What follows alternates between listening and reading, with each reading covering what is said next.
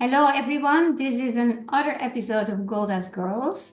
My name is Carla from Walsum, and my co-host for today is Rachel Rappaport, Leah Jacobson, and we have a special guest, a very special guest with interesting information, Ken Abramowitz. And if you like our channel and if you want to support us in our attempts to support Israel and fight against anti-Semitism and all that, anti-Zionism, please subscribe, leave a like, and leave a comment. And we will be very happy if you would do that because it helps the algorithm and it helps us. And there are many, many more videos to come. Thank you.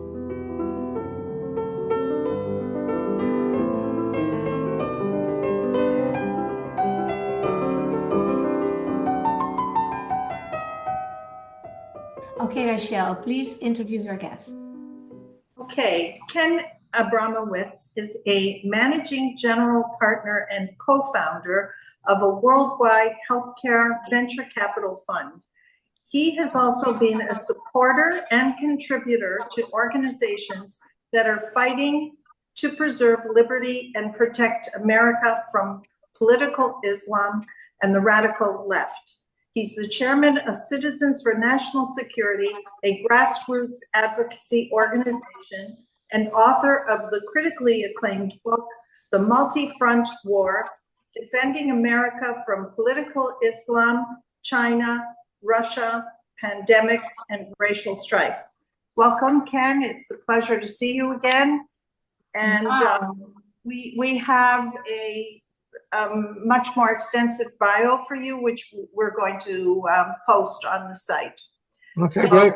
And the description underneath. And yes, this book of you that we will have the link to, that will be for the readers. If they're interested, then they can also purchase your book, which is Okay, great. Yeah, Rachel, please, you'll start with the questions. yes, I'd like to start by asking, when did anti-Semitism begin? And more importantly, the big question, why did it begin?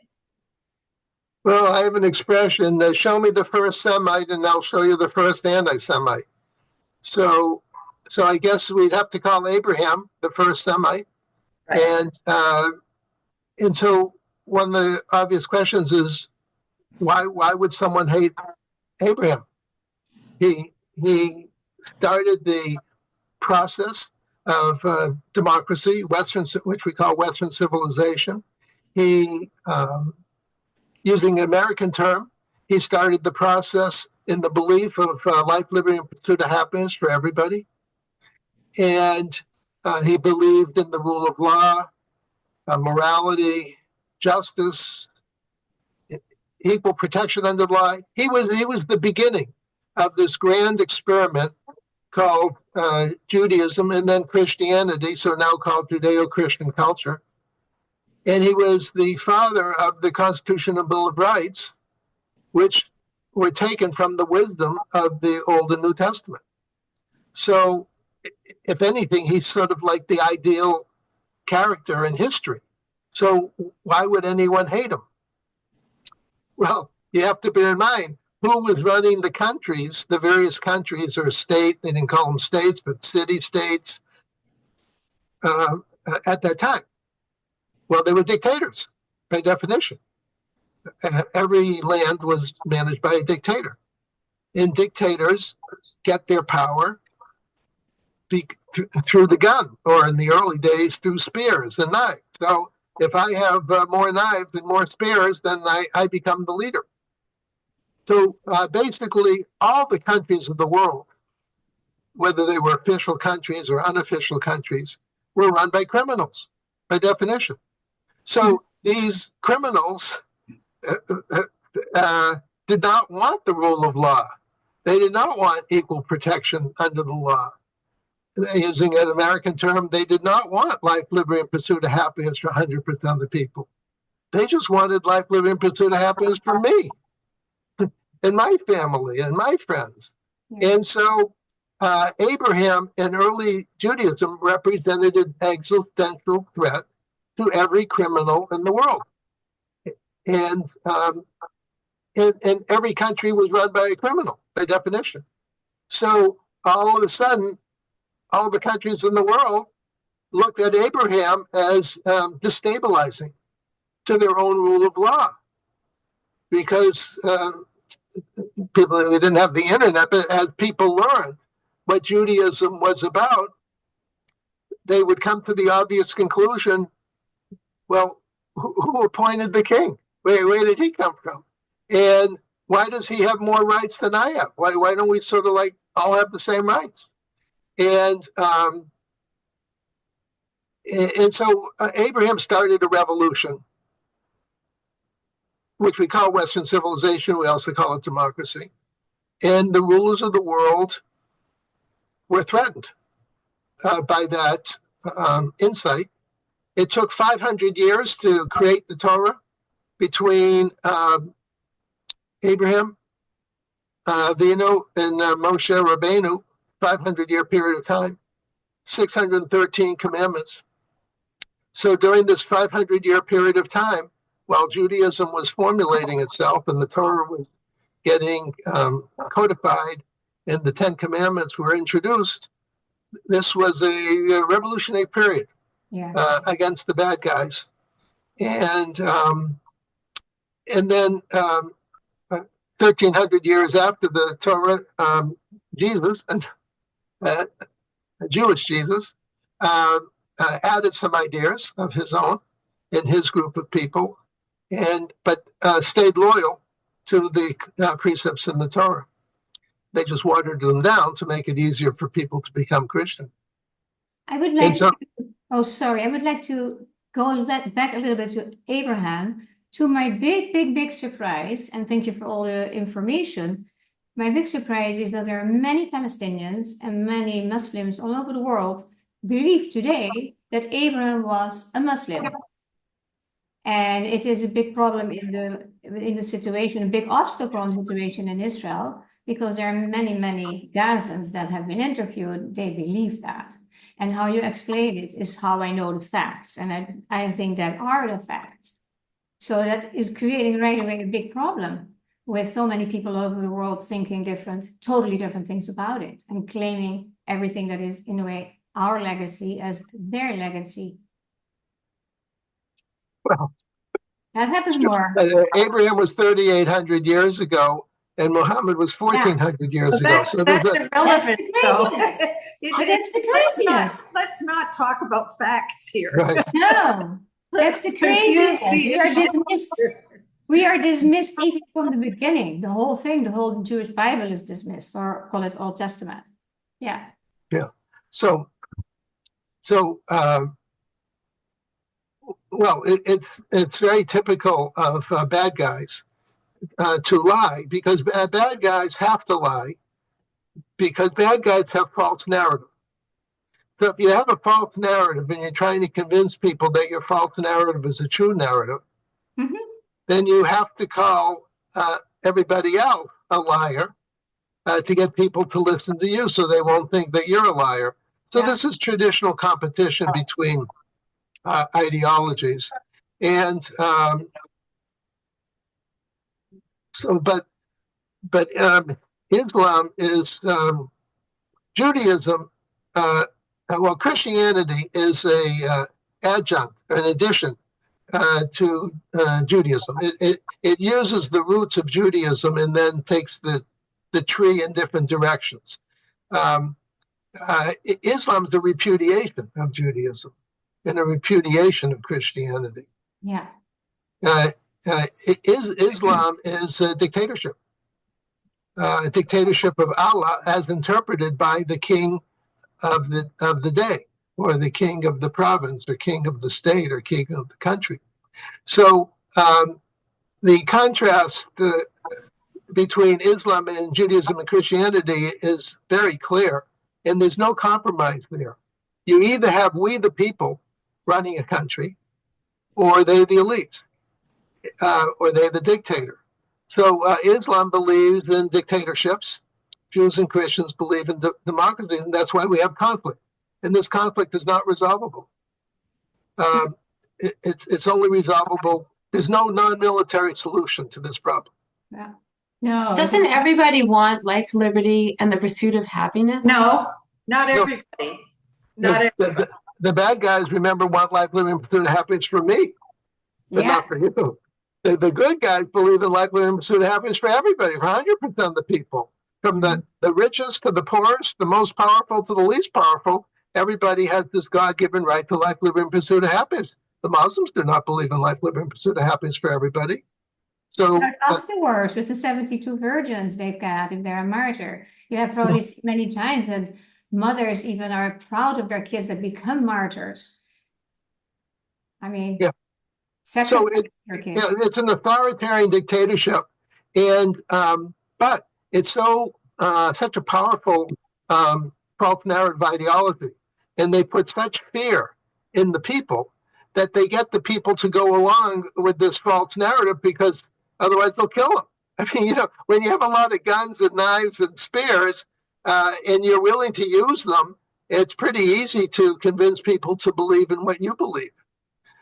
But Jews and Christians, I'm overgeneralizing, we believe that people should be persuaded into a given thought process, not coerced. But as you know, in history, the Christians spent many hundreds of years coercing Jews and others to be Christian. But in today's world, the Christians and Jews do not believe imposing Christianity or Judaism on other people, and they believe people have freedom of religion.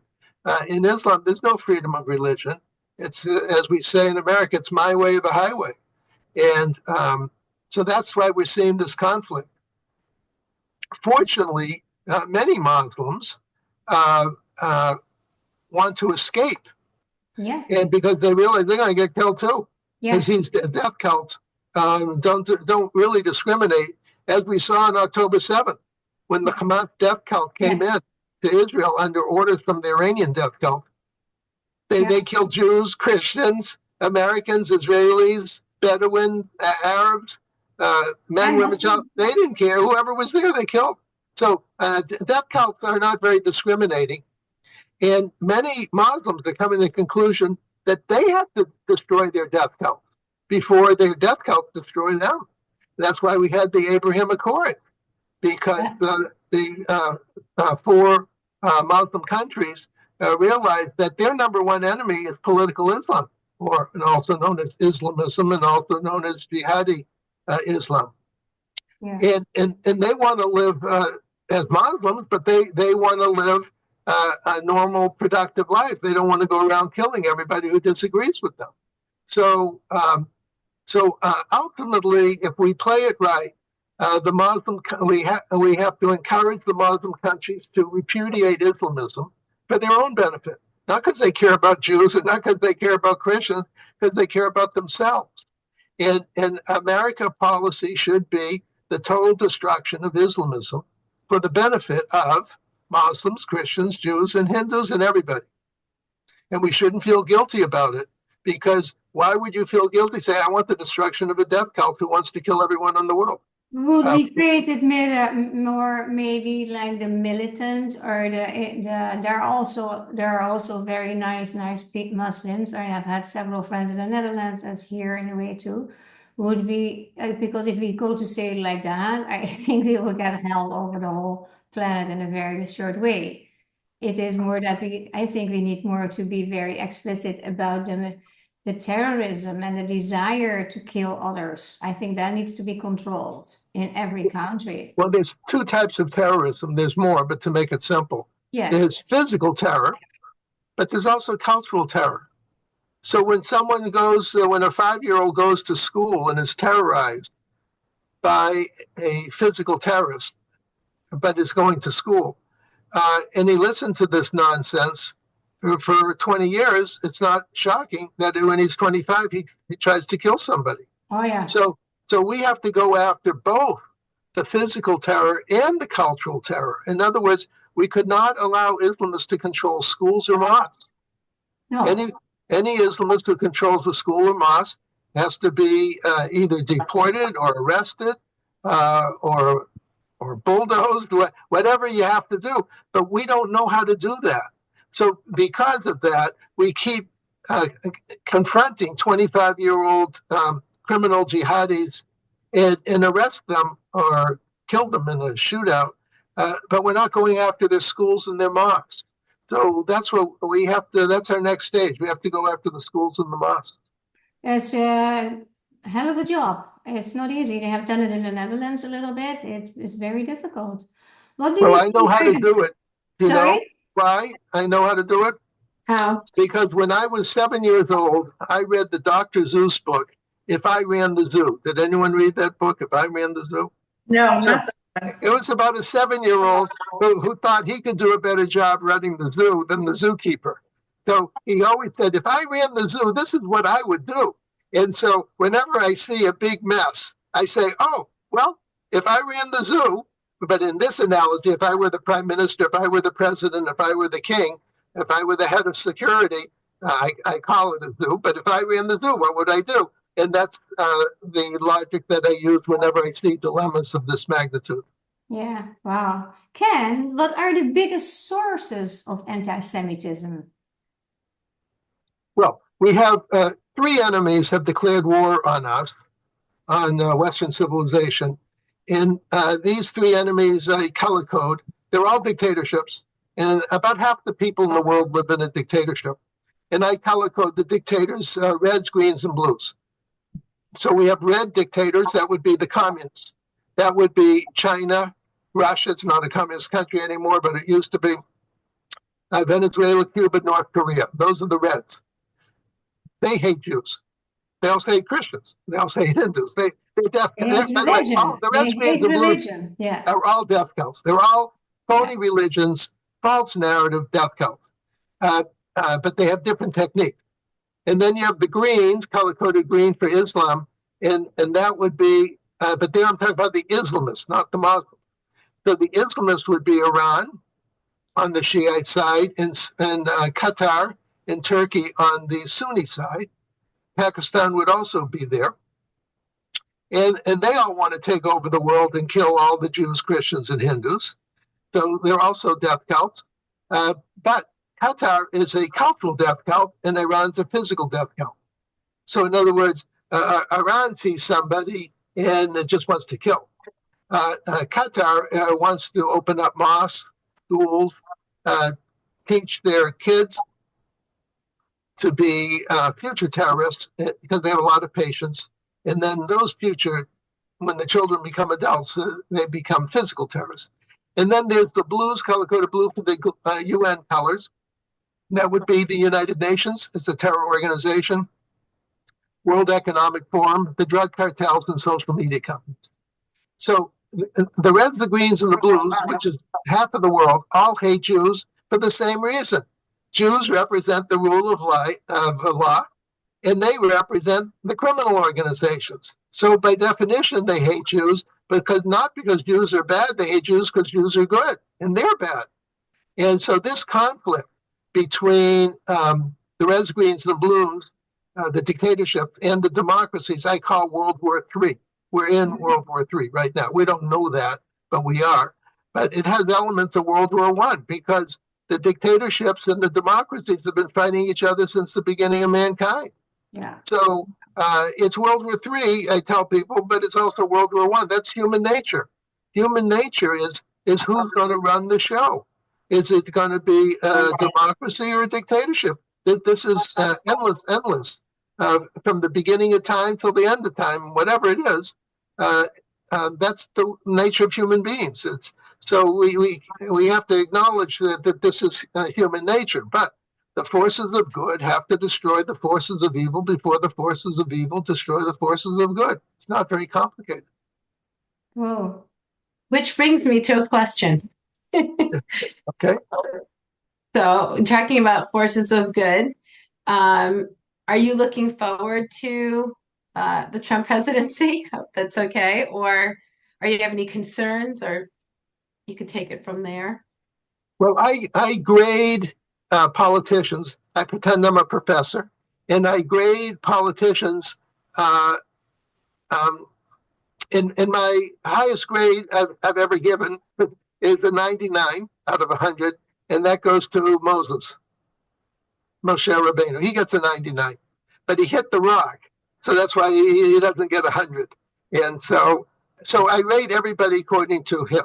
Okay. So now we just had 4 years of Biden. I would rate him as like an 8, 8 out of 100, like an F minus. It would be in American terms would be an F minus. And Trump in his first term, I would grade him as a 60. You could call that a C plus and B minus, somewhere on there.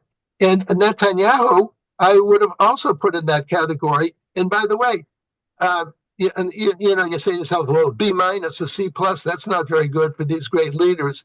That's because in a democracy, it's very difficult to be a great leader because there's so many issues so many conflicts, so many issues that you have to measure. And between your own party, the other parties, the foreign influences. So it's very difficult to get much more than a B minus. Now, Winston Churchill got an A or an A plus. But that's because they were in a state of war and he acted like a wartime leader should act. And now Netanyahu went from call it a B minus. Then on October 7th, he would have gotten an F minus. And then on October 8th, he started the path towards an A plus. So he's moving into Churchill category. And now Trump, having gone through 4 years of trial, so to speak, I think his C minus B plus will go to A minus over his term. And I have some ideas how to get him to an A plus. And I'm waiting for him to call. If he calls me right now, I'm going to have to leave the show. But he hasn't called me yet during the show, so I'm still able to talk to you. But I have some ideas how to get him to an A plus. And because you have to go through a battle to get into the Churchill category. Because we don't give powers to leaders unless we're deathly afraid ourselves of our enemies. And then we expect our leaders to be strong. So I expect Trump to do very well in the second term. And Bibi, Prime Minister Netanyahu is doing A plus work right now under the pressures. Mm-hmm. Such difficult jobs to do, incredibly difficult, I would say. Yeah, it is. It's also in Israel as well. I've said, did Chaim Weizmann say that? The first president. Other people are president over a country, and I'm president over other presidents. And then right. I don't know if it was him, but that was definitely. I think it was Chaim Weizmann. I think notable quotes. Yeah. It was him or Moshe Dayan or Golda Meir. I don't know. It had to be a president, right? It was him. Yeah. It was him. I think it's easier to rule when when the country is more unified, and it's more unified when there's an external threat. That's right. So, right. Yeah. I think right now our country is so divided that it's going to take time to really come together and figure out what's important. The U.S. And Israel is the same. Yes, actually, same thing. Yeah. Same thing, right? Well, I have a standard joke about unity. I know how to get unity in the country. All we have to do is get everybody to listen to me, and then we'll be unified. Of course, everyone's saying the same thing to themselves. I think the reason for disunity is just different priorities. I think people have different access to information, and that really puts a very big wedge between people. Like pre-Germany, we had different news sources. We have different news sources now, and that's a hard thing to deal with. The good news is, I think the good news from what we just experienced 2 days ago is that the mainstream media isn't the main source anymore. Like, people are not running to CNN anymore. There are, like, Joe Rogan is, 20 million viewers. I mean, who would have thought? So people have had more access to more people have access to information that would have been suppressed. Yeah. So I'm more hopeful that we're moving toward that is more democratic.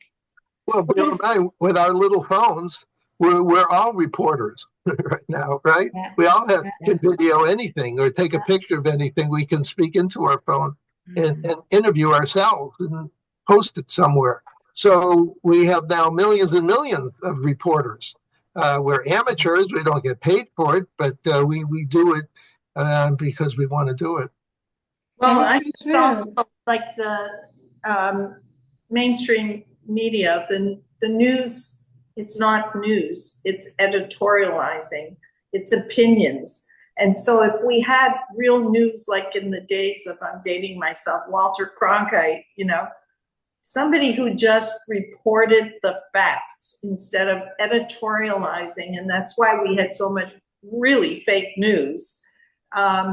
You know, that's why people have lost faith. So many have lost faith in the CNNs and MSNBCs because a lot of the things that they were saying were totally false.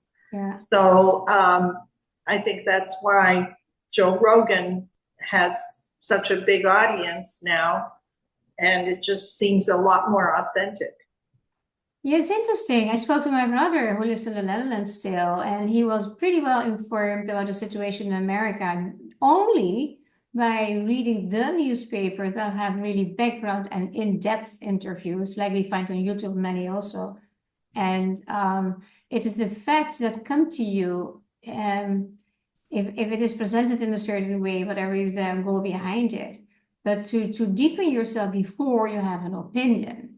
And I find that very frustrating because yes, we had great newspapers in the past, but who's reading? Who's really reading and deepening with barely having a concentration span? Very like for a squirrel, that is also terrible. For me, it is like if you don't know about it or don't deepen yourself in it, don't have an opinion, please, because you do damage with all the, and you see how that is for Israel and. Even like Geert Wilders, what we spoke about before, right? Basically the leader in the Netherlands, although he is not the minister president, he made that comparison and he meant well by saying what happened yesterday in Amsterdam, which was horrific, saying, yeah, we are the new Gaza. And that you can explain that in two ways. So that's already getting a life of its own. What does he mean? Well, you have to express it then. And that kind of remarks, we need to think about what we say, that we really go for as much for the truth as we can. And I find many people don't know history well. That's one of the big problems Israel has today. So many people say it's stolen land. No, there's nothing stolen. And there's so much truth to, but if you don't read the information and you don't want to believe it, I think that's a horrible problem we run into. I think it's the problem is willful ignorance. It's not just ignorance. It's emotional choice. That's true. That's a nice word, that willful. It's choice. It's definitely, do you want to hear the truth or not? I realized that in my own conversation that I had with many Dutch people in the past, and when we decided to leave the Netherlands for the reason of what happened last night. And so we have some more questions. Let's go to the questions. Leah, you have something? Rachel? I'll pass to Rochelle right now. Okay. So the big question. Yeah. How can we combat anti-Semitism? It's such a huge problem now, in particular. So what are your thoughts on how we combat it? Very easy. All we have to do is arrest all the anti-Semites. What's the problem? I don't think we have a jail big enough. Yeah, there you don't eradicate the problem because the ideology needs to be withdrawn. There needs to be facts on the table.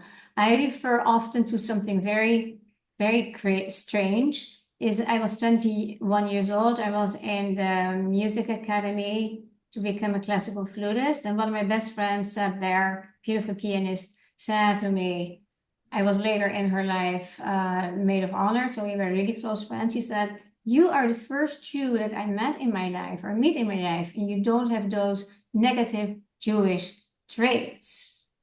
Well, first I go, well, and then I was like, what are those? Well, you can imagine, I even don't have to say it. So you see how inherited that prejudice is. And I think that's one of the biggest problems, that by forbidding being anti-Semitic, by punish it, or even Holocaust denial to make that illegal, it helps a little bit, but it goes underground and it goes into on social media. When I first discovered 15 years ago that there were extremely horrible stories in theories on the internet, there were so many lies circulating, certain conspiracy theories. I reached out to the ADL and they were not even worried about it. Oh, it's only 80,000 followers, this person. This is we need to address that. Jews are just people like everybody. And we can make jokes about it, but it is so deeply anchored in so many people. And you cannot heal that or change that by forbidding to speak like this, or because they do it around. You see that now. I'm not surprised about the intense wave of anti-Semitism or the tsunami, right? It is the result of it's not addressed. And if you then have Holocaust stories and Holocaust education, which is important as a teaching what people can do, what comes from that, but then it's like, oh, the poor Jews, well, you don't like us more because of the stories. And people that have to do with it, like in Europe, they feel guilty. Nobody likes to feel guilty. So, now we can say something about the Jews. They're not the sweetest ones either. And then they get rid of their feelings of guilt. So we have not resolved much. I don't think it's just Holocaust education that we need. There was a bunch of young German boys that had signed up to fight World War II, and just the war had ended. I forget the name of the place, but the Americans came in, took all these young boys, some 12, 13, 14, 15, and made a huge camp for them and gave them education, American education, not just American education. There were priests that taught, there were different ways of thinking about people. And the anti-Americanism, anti-Semitism was not found in these young kids after that. They went on to lead normal, productive lives, unlike the young boys that had been brainwashed and went on to do atrocities. But this was thousands of young boys, and I didn't know about it. I just learned about it. But I think when people are taught the humanity in the other, that it's not just you that the world was created for, it was everybody. We can see the divinity in the other, regardless of color, creed, race, anything. I think that is also very important. A democratic sort of values that people are raised with, the ones that Ken was referring to, that Abraham had started. Live and let live. Those types of values. Yeah, respect for everybody. Yeah, respect for human life. Sorry, I think also, I feel like it's in the DNA of the person who's an anti-Semite.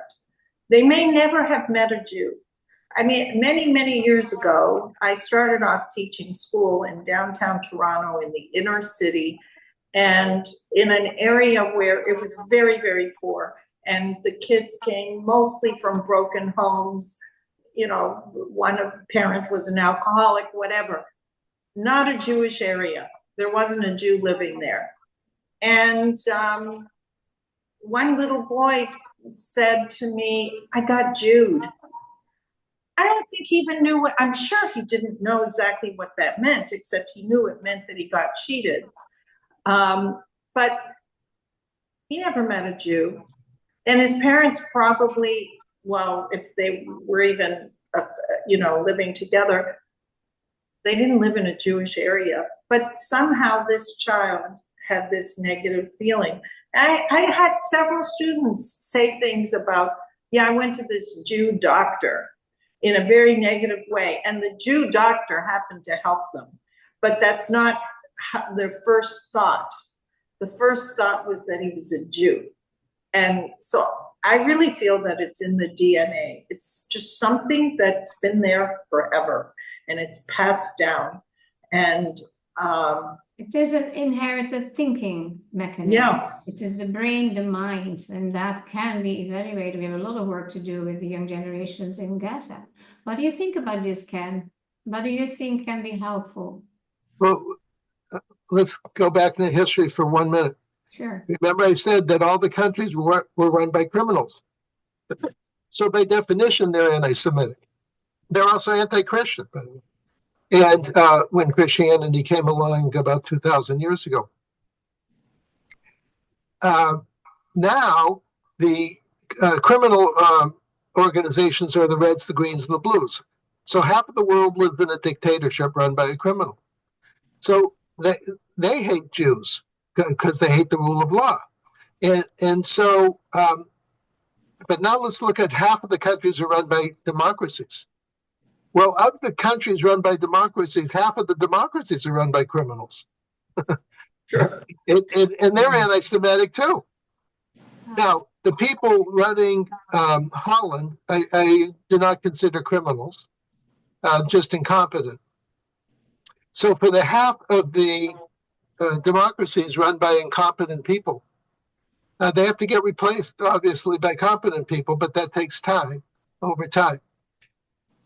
But everybody listens to America more than any other country. So it's very important to have a very strong leader like a Trump and be very unambiguous in terms of opposing anti-Semitism. One of the reasons why he only got a C plus or B minus last time is he wasn't strong enough on anti-Semitism. What Christians don't understand is the anti-Semites are after the Christians. The Jews just happen to be in the way. Yeah. And so what Christian leaders have to understand is they have to oppose anti-Semitism in order to save Christianity. In fact, I wrote an article on my website, savethewest.com, that anti-Semitism may lead to the demise of Christianity. Yeah. So whether it's a Christian leader or a Jewish leader, they have to be 100% pro-Christian, 100% pro-Jewish, and they'll save themselves from the Reds, the Greens, and the Blues. But the Christians are not protecting themselves. By the way, the Jews weren't protecting themselves until October 8th. Yeah. Well, October 7th forced the Jews to protect themselves. Yeah. And hopefully, I hate to say hopefully, but out of this mess in Holland, hopefully a new government arises and says we have no tolerance for anti-Semitic, but also anti-Christian behavior coming from the Reds, the Greens, and the Blues. And we're going to start deporting an awful lot of people very fast. That's the only thing that can save the Christian countries. They have to basically round up the Reds, the Greens, and the Blues and deport them. Now, you refer, if I may interrupt you, you refer to what happened last night in Amsterdam, because I'm not sure everybody will know that Yes. That was basically Pearl Harbor for Holland. Holland doesn't know it yet. But when those several hundreds of Islamo-Nazis attacked the Jews, and the police didn't do their job, and the government didn't do its job, that was the equivalent of October 7th for Israel, Pearl Harbor for America, 9/11 for America, and now Holland has its own. They'll call it different names, but it's basically similar to October 7th. And I think that's what probably Geert Wilders was responding to, that basically the Muslims, the Islamists, not the Muslims, the Islamists, had taken over Holland, and they want to expel all the Christians and Jews. Yeah. And Holland's not big enough. Either all the Christians and Jews leave or all the Muslims leave. Yeah, Muslims won't leave. What I would like to add here too is that is a tradition, honestly, because 30 years ago or so, with any match with Ajax, every game, right, in Amsterdam, the soccer club, Jews, and it's Hamas, Jews, and the gas. That was just normal to chant that years ago already. And they put sometimes signs with little boys with a David star on their chest that were gassed a few days later. You know those horrible pictures. They have not done anything about it. It is, as long as I'm living, I mean, that's the problem. In the 70s, it started. I looked this week, I looked into human rights activists. Beautiful. And in a way, we want to do that, what we are doing in our work. And you see the first organization they ask you to go to is Amnesty International and the United Nations. holy moly, they are super anti-Semitic, both of them. And then Well, listen yeah, to why your is story. Yeah. why is the UN anti-Semitic? Because most countries in the world are run by criminals. It's back to the first Semite, the Yeah, first anti-Semite, that's why right? I'm bringing it up. Mm-hmm. Half of the countries are dictatorships; they're criminals by definition, and then half of the democracies, half of the other half is run by people who say they believe in democracy. They're actually criminals, and so 3/4 of the country of the world is run by criminals. Well, you put them together in New York and have a vote, and 75% of the people are going to support criminals. 70% of the voters representing the countries. Yeah. And that's why the UN has to be closed down. The UN has become a terror organization. Yeah. And it should, and the Secretary General's a professional anti-Semite. You know, I come from the business world, and there's a business term we use often called tone at the top. If the CEO is a criminal, don't be surprised if all the people down the chain are criminals. And so you need to have honest leadership at the top if you want to have honest employees down below. So what we need to basically reinvigorate our democracies by having people, I call passionate patriots of their country and of the rule of law. And they have to enforce the law, even if it makes them sound like bad or unacceptable to the media, because the media is run by criminals and the television channels are run by criminals. So, and they're anti-Semitic, but they're also anti-Christian. So Christians in Europe, for example, have to make a fundamental decision that they want to live or die. Not much more complicated. And on October 7th, Israelis had to make the decision to live or die. And on October 8th, they made the decision to live. And they're going to destroy the Hamas death cult. It's already 80% destroyed. They're going to destroy the Hezbollah death cult over the next three to 5 months. It's maybe 65% destroyed. And then they're going to destroy the Iran Islamo-Nazi death cult. Israel doesn't have a choice. And so Israel's the only one fighting right now. And I'm saying, so where are the Christians? The Islamo-Nazis are after the Christians, and the Jews are doing all the fighting. It's just not right. Yeah, they don't see it like point. that. And I don't think, a lot of times Americans think European is a Christian. Barely. I would say most people that are walked away from religion, science and religion are not friends together. So if you're a scientist, you're not religious often, right? I don't think it's so Christian in Europe at all. There are people that have their roots in Christianity, but they don't identify with it. And they're very neutral. They call themselves nothing. I'm nothing. I have my own thing. But that's a problem, because if you stand for nothing, you'll fall for anything or everything. Yeah. I was in Europe. I saw empty churches, and it's frankly, it concerned me years ago. Yeah. I have a little sticky on my computer. It said, "Courage is the key to life." And I think courage starts with telling the truth to yourself and acknowledging that there's a danger. And then once you understand that, doing something about it. I think the American people this week saw there was a problem and they took action. I also think that I was in the UN one day, and I realized, I'm sure you've been inside it. There's a big map of Nazi occupied Europe. And this woman, 2020s, pointed out the map and talked about where human rights started. And she pointed to the map. And right across the hall, they're condemning Israel. You walk in and there's a huge picture of Kurt Waldheim, former Nazi, with pictures about all the Palestinian problems and everything. And it is a den of anti-Semitism. It was shocking. And I asked her how many actual democracies are voting. She didn't know, like Ken is saying. But I like Ken's point a lot, is that you're dealing with incompetence at best. And this is what we saw this week. What? Yeah. This is what we saw in the Netherlands. If you don't want to be kind, it's treason. Yeah. I think there's also another aspect to it. I think that a big problem is political correctness. And I think that so many people that are leaning towards the left think that they're being kind. They have a moral superiority. They think that they're being tolerant and accepting. And so they have a hard time seeing, the terrorist attacks as being what they truly are.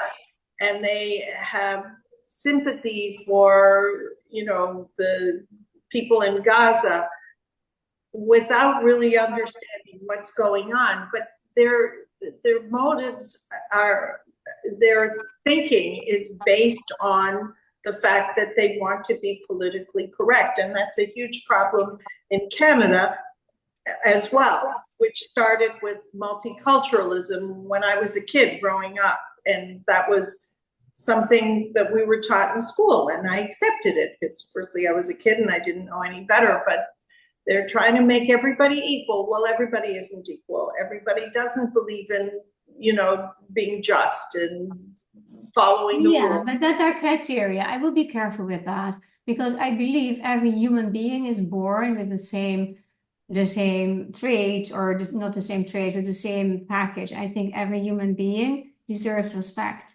And if you start with that principle to be respectful and nice and kind, and I think the opposite is true, because there are so many stages of being righteous. I'm righteous, I'm better than you. I think many words come from I'm better than you, I'm right, you're wrong, and I will get you. I think that is the basic thing. So I don't think that multiculturalism is a problem. It is more like, how do you deal with it? And what it is now today is that the Jews suddenly are seen as white and colonist. The Holocaust is forgotten.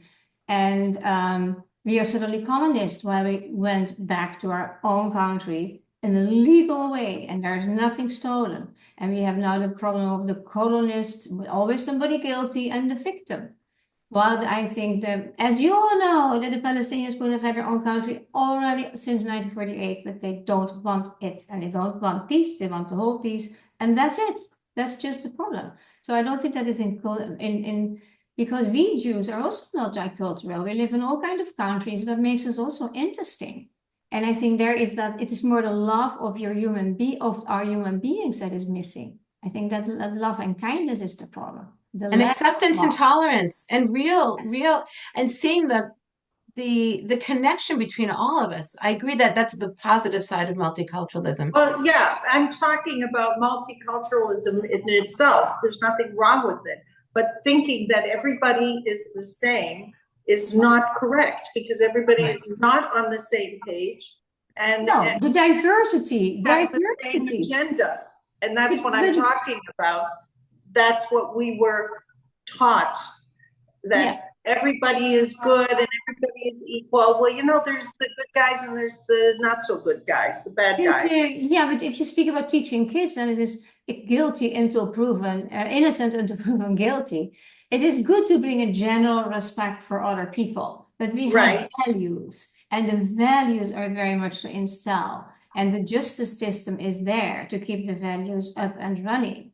And then if you get an education, if the Palestinian kids in Gaza and in Judea and Samaria will get an education of being respectful to Jews, because there are also human beings living there, we wouldn't have them. Right. I think. What do you think, Ken? Well, I have an expression that we're all human beings, but certain human beings behave like animals. Oh no, animals are better. I would say monsters. Animals, we can learn from the animals. Do you have a dog? Do you know how sweet dogs are? He is the best. Okay. Oh my gosh, look out. No, we are. I think animals are teachers today. So I'm going to rephrase it: behave like wild animals. And if you remember the Wizard of Oz movie, I called them lions, tigers, and bears. So when I'm watching someone and they behave like lions, tigers, and bears, I think they should be treated like lions, tigers, and bears. I think they forfeit their right to be treated as human beings. They forfeit their right for life, liberty, and pursuit of happiness for 100% of the people, because they're behaving like lions, tigers, and bears, and they have to be treated as lions, tigers, and bears, right? Yeah. So I mean, if the lions, tigers, and bears spoke English and they come into your office or your house or your city or your country and they say, "Hi, I'm a lion, tiger, and bear, and I want to eat you." And you say, "Oh, Mr. Lion, Tiger, and Bear, I want to send you, we're going to call Uber, and we're going to send you to McDonald's. You can order a hamburger." And the Lion, Tiger, Bear says, I don't know what an Uber is. I don't know what a McDonald's is. You look like lunch to me, and I'm eating you right now. Okay? Yeah. So when you're dealing with lions, tigers, and bears, you have to treat them as lions, tigers, and bears. Yeah. You can't pretend they're normal human beings. Yeah, I'm with you. Yeah. Do you have any wish for the future, Ken? Yes, I'm going to leave you with a very happy note. America was saved in the bottom of the ninth inning, as we say in America. We could have gone and become like England, which is dying in front of our eyes, Europe dying in front of our eyes. And America could have been the last democracy in the world, and all the democracies were about to be taken over by criminal organizations. In America, we just had 4 years of the Democrat Party, which is not the Democrat Party, it's the Communist Party, and they were a criminal organization. We went through 4 years of criminal organization running our country, and the people got madder than hell, as we said, and they're not going to take it anymore. And the people rose up and said, "No, you're all gone," okay? And so we saved, as I would say, in fact, I'm writing an article on this now for my website, we the people saved democracy. So Israel is saving democracy with the Israel Defense Forces. America is saving democracy, and it's just by our prestige and strength of our culture. And hopefully the Europeans will look at America and say, "We want to be like America and Israel. We want to protect our people, and we expect our government to fight the lions, tigers, and bears." And so I'm hoping that one by one the European countries come to their senses. If I were Trump, I would advise them to seek regime change in all the European countries. All the European governments have to go, except for the Eastern European governments who went through the trauma of living under criminal rule. And we have to, I have a joke that on January 21st, on his first full day in office, that we should invade Canada and save Canada from the Canadians, and then the next day invade Mexico and save Mexico from the Mexicans. But people tell me that's too much to do in the first 2 days. But we have a communist, Canada become a communist criminal organization. Mexico is a communist criminal organization. They're our neighbors. So Trump has his work cut out for him. He doesn't even know how much work. He knows he's got a lot of work on his table, but he's got more work than he thinks. But we have to help democracies save themselves from the criminals. And America just did it. Israel's doing it. And I'm hoping that, as an example, Europe will do it. I hope the government of Holland resigns. I hope Wilders takes over. They won't. Then they'll be dead. No, they don't. They won't. I know them so well. Yeah, it's either Wilders or death for the Dutch people. I don't think the Dutch people want to die. They don't see that. They don't see it that way. They're not. Okay, so they'll be dead. But I'm going to encourage the Israeli government to set up some land in the Negev, in the southern desert, for 5 million people, a new city called Christian New City. So when the Christians escape Europe, as the ones who aren't killed by the Muslims, that Israel should take in 5 million Christians, at least save Christianity. So we'll have some remembrance of what Christianity used to be. And it'll be under the Jews in Israel. That's like the Ark of in Noah. America. What? Like the Ark of Noah. Yeah, that's right. It's a crazy thought, but who knows what's going to happen? Yeah, I mean, evangelicals would love that. The irony is I care more about the Christians than the Christians care about the Christians. Yeah. When I see Christians getting...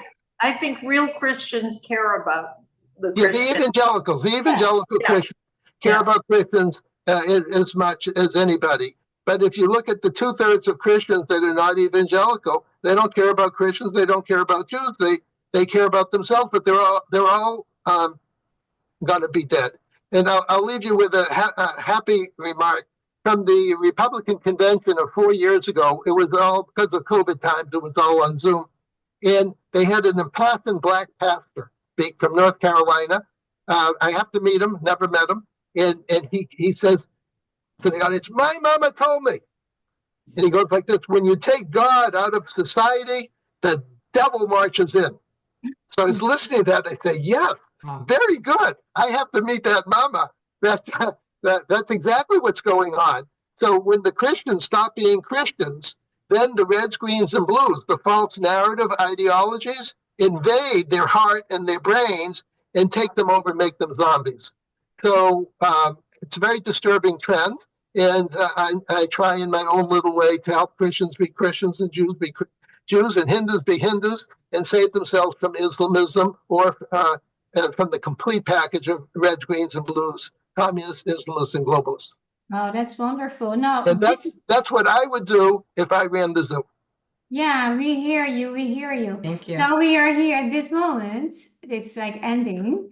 Who would like to start with what we usually do, our anti-Semit of the week? We have many choices. So Well, I want to start okay, because there you go, Rochelle. because Ken, you were talking a little bit about Canada, communist Canada, which, that's where I was born and where I grew up.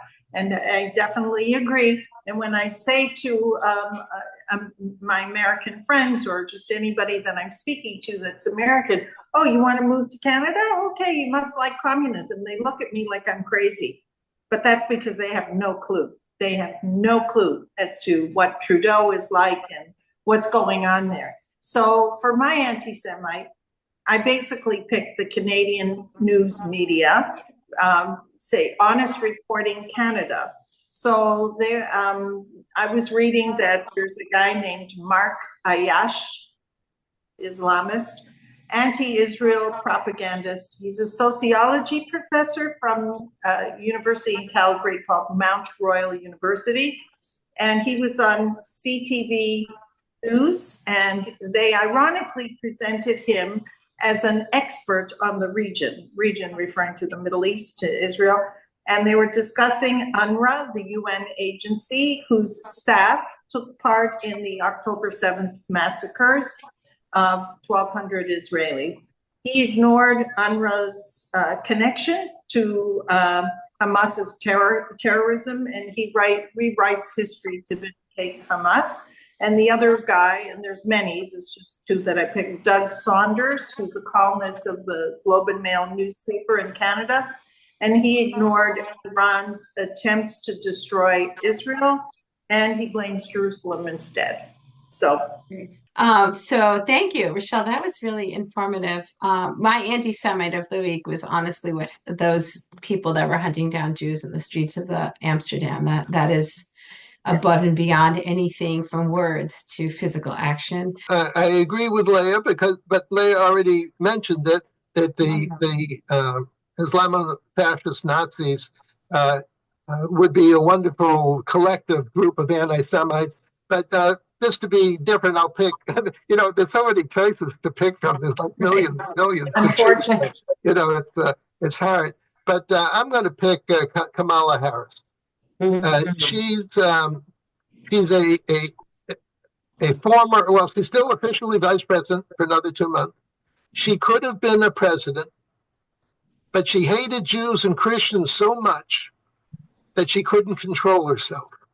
And she was a tool of the reds, the greens, and the blues. And that disqualified herself from being a president. And so I think anti-Semitism led to her demise. And good riddance. She was incompetent and incapable, and it would have been President Obama's fourth term. Obama was running the country for the last 4 years. It would have been his fourth, and we would have looked as sad as Europe is looking right now. And so there's only one good thing about anti-Semites or anti-Christian or just evil in general. If you look at the history of evil, it's so evil that it can't control itself until it ultimately creates its own demise. And whether you're looking at Hitler or any of the bad guys of old time. I'm not accusing Harris of being Hitler, but I'm just saying the forces of evil never stop until they're stopped. And finally, they were stopped by we the people, because the American people are wonderful people. Oh, So that's let me nice. stop there. Yeah. That was so well said, Ken. Yeah, So well said. So Thank you. I'm listening to all your things, and there are so many people that circulated. Originally, I was thinking about Jill Stein, who turned her back when people asked her what about the hostages. She walked away. Okay. Then I was thinking about Francesca Albanese, or that's the English way, or Albanese is the Italian way, who is really so biased and so high up in the United Nations. I would like the United Nations to be dismantled as much as we could. But actually, yeah, there are so many people to say, to choose from. And if you speak about Kamala Harris, one discovery I did a few days ago, to my big shock before election day, is that Kamala Harris had collected a lot of people that will be her future, in her future cabinet or in her future group. Oh my God, they had ties to the jihad, they had ties to CARE, they had ties to the Muslim Brotherhood, the Nation of Islam. All of them are connected to groups who call Jews fleas, and that you need to exterminate. And I could not fathom that. It's almost that you think, how can this be publicly done? How can you just do that? Or her choice, Waltz is the guy that loves Ilhan Omar, who is explicitly hating Jews. I mean, Yeah. I cannot believe that so many Jews still would vote for her, and probably did. That's another problem. We can talk about that. It's just hard. I find it very difficult, the world we live in, actually. But I feel a little bit hope today.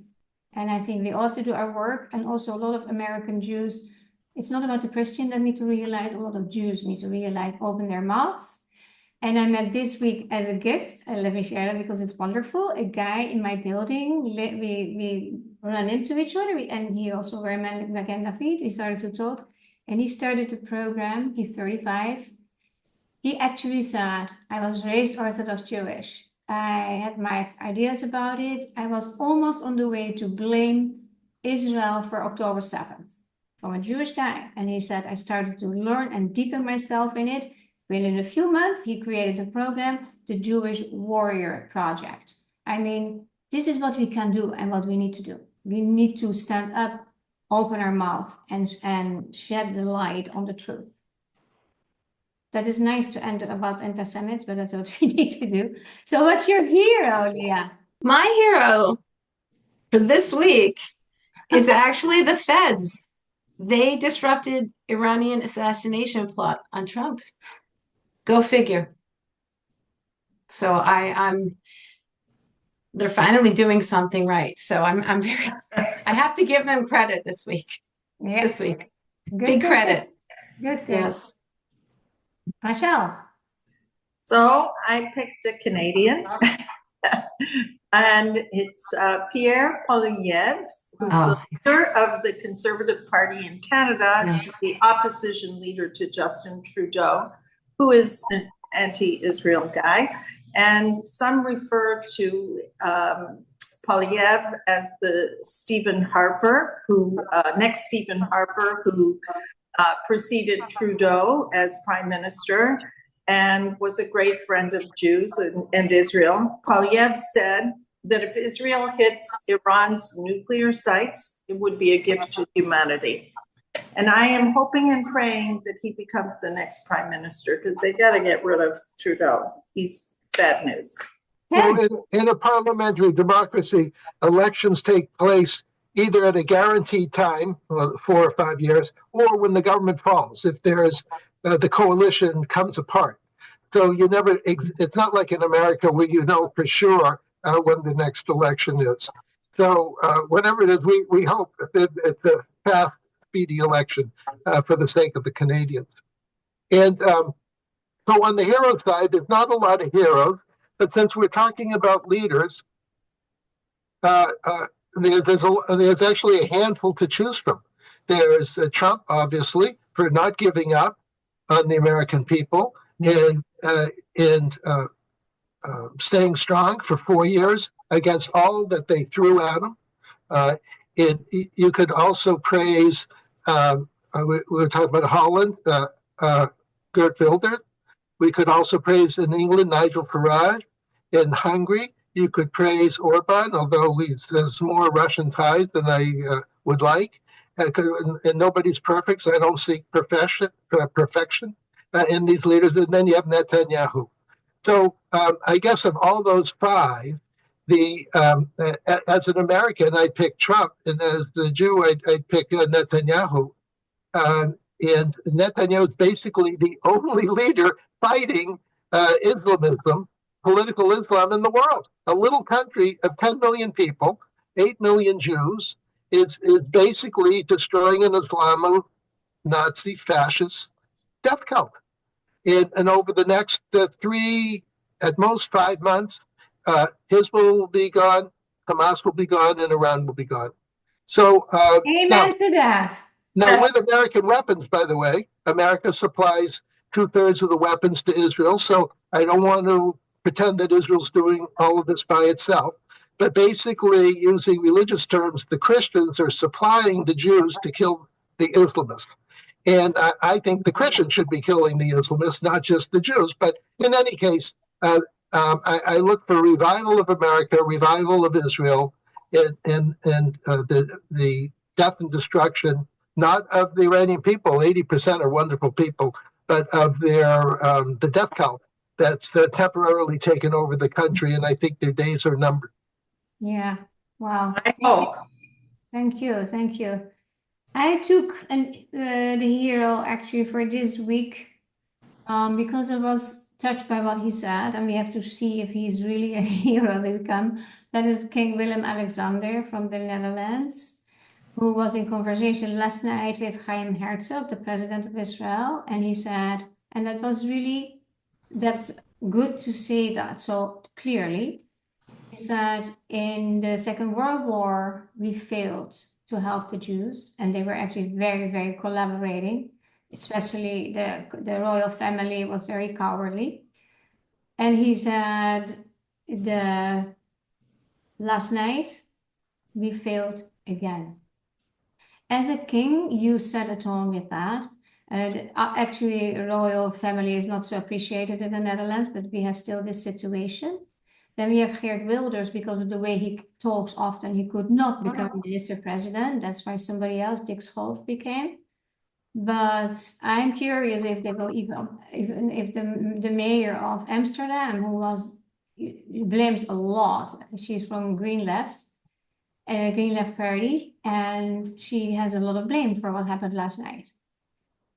And then the different news about it that I know from one of my friends. Of course, I spoke to many today. I mean, the Jewish friends were in panic. And that one of their son-in-laws is a doctor, a PhD in primary care physician in Amsterdam. He said it's over flooded with Israelis with wounds and broken and stuff. And so it's not out of the blue. They have been horrible. So I know that what the king said is not super powerful in the way of taking action, but at least acknowledging something very big, and they need to do something. And I hope he will stand up more. I wanted to address that because it is still a positive thing.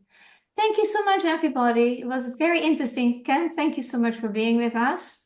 I found it insightful. I will listen back to what you said about the 3 types of the red, blue, and green. I find that very fascinating. Thank you very much, and Shabbat Shalom, everybody. Thank you.